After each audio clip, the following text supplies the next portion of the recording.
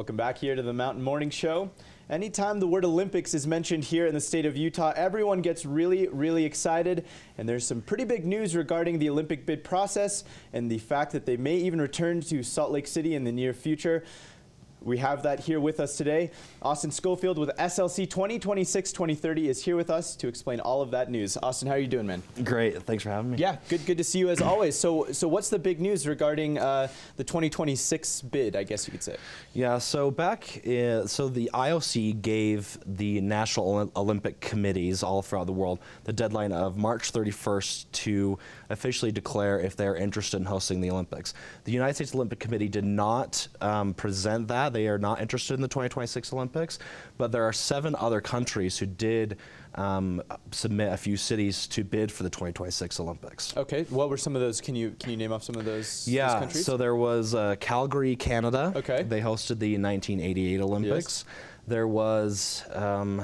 Wow, there's a lot. There was Stockholm, Sweden. Okay. They hosted the 1912 Summer Olympics. Oh, wow. So it's been quite a while since it's been back to Stockholm. That's right. Did Lake Placid try and put their name? Oh, wait, obviously not Lake Placid because the U.S. is not interested in the 2026. That's right. There was also Sion, Switzerland. Okay. They bid for it in 1976, in 2002, and 2006. And they've not won a bid yet? No, they have not.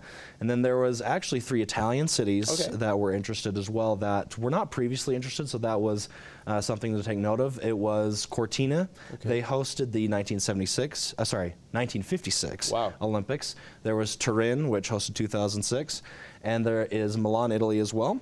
There was also Graz and Schladming, Austria. I hope I'm pronouncing that correctly. That's some hard work. Yeah. And last but not least, not last, Erzurum, Turkey. That was another one. And now last, Sapporo, Japan, which hosted 1972. Wow, that would be interesting to see it go back to Sapporo as well. And so concluding from this, obviously it's really interesting to see what other countries are interested in possibly hosting this 2026 games. But we can conclude from that since the U.S. is not interested, that obviously 2026 is kind of out for Salt Lake City possibly getting another Olympics here, correct? Yeah, I think it'd be pretty safe to conclude that. The USOC has said that, well, they made it pretty clear back during the 2018 Olympics that they're not interested in hosting the 2026 Olympics because of the issues with raising money they would have because of the conflict with LA for 2028. For 2028, that's right. I would say it's pretty safe to conclude that. If a bunch of those cities drop out for 2026, there's a background opportunity for Salt Lake, just because they're ready to go and everything like that. But I think that's a very strong pool of candidates, and I would highly doubt that not that any of them wouldn't drop out, but there will be some strong candidates in the end, I think. Yeah, absolutely, especially with the majority of those candidates already of hosting at least one Olympics in their past, so they have that history. Let's talk about 2030. What's the outlook for 2030? The outlook for 2030, I think, is pretty strong. Since a lot of those cities have declared interest in 2026, not all of them have declared interest in 2030. So just out front, the competition is not as strong as far as numbers, you could say. The one city that's really declared interest in that group for 2026 for 2030 is Sapporo, Japan. Okay. They're interested in 2026 and 2030. I mean, it's not that the other cities aren't interested, but from what I've read, their priorities are on the 2026. Yeah, from what I've read, that Sapporo is interested in both. I haven't read that for the other cities. There is actually another city that has not officially declared interest for 2030, but Lillehammer, Norway. Okay, yeah. And they hosted in 1994, I want to say.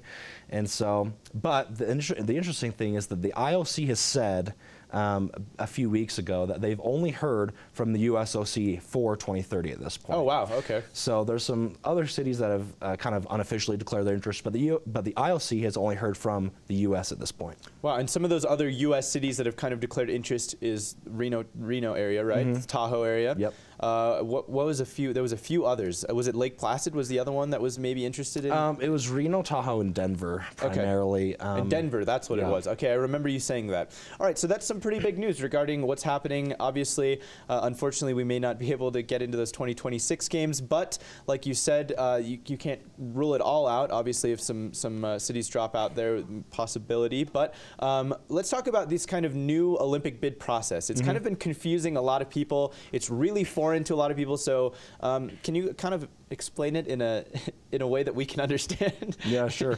So I think probably the best way, there's kind of three kind of phases, I guess you could say.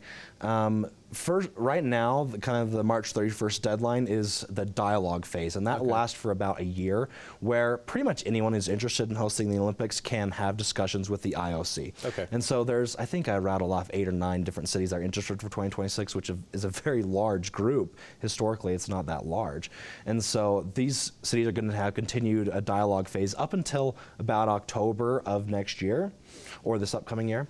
And at that point, the IOC will narrow it down to a few other cities, and then they'll go through another year of continued discussions and have a more formal bid process. Okay. Like you are I don't know how many cities they'll narrow it down to, but you are the 2 or 3 or 4 or 5, however many. That are actually very serious, that have the infrastructure, that have the plan to actually host the games, right? And then they'll kind of have a traditional vote like they have in the past in September of 2019.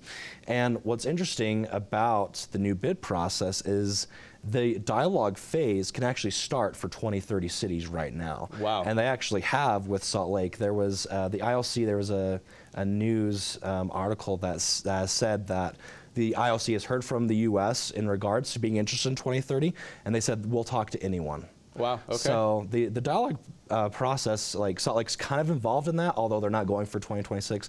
So really depends how you look at it. I mean, there's some people who still think that there's a possibility of a dual award for 2026 and 2030, but really Salt Lake is interested in 2030. But the dialogue phase can start now, which is very interesting. It's not traditionally happened. And as Utahns, where should we keep our eyes? What channels should we be watching? What news outlets should we be watching and keeping up with to keep up with all this news that's regarding the Olympics? Yeah, well, my social media campaigns are a very good consolidated place for all this news, and that's at SLC 2030. And so I definitely keep my eyes and ears there. Thank you so much, Austin. Really appreciate it. Always coming in and filling us in. We're always excited to hear new news regarding the Olympics here in Utah and possibly their return. So we will keep you posted. And as Austin said, be sure and follow his social media channels at SLC 2030 there. He will post from various outlets and give you the best information possible regarding all the news in these Olympic bids. We're going to continue right here on the Mountain Morning Show right after this break. Stay tuned.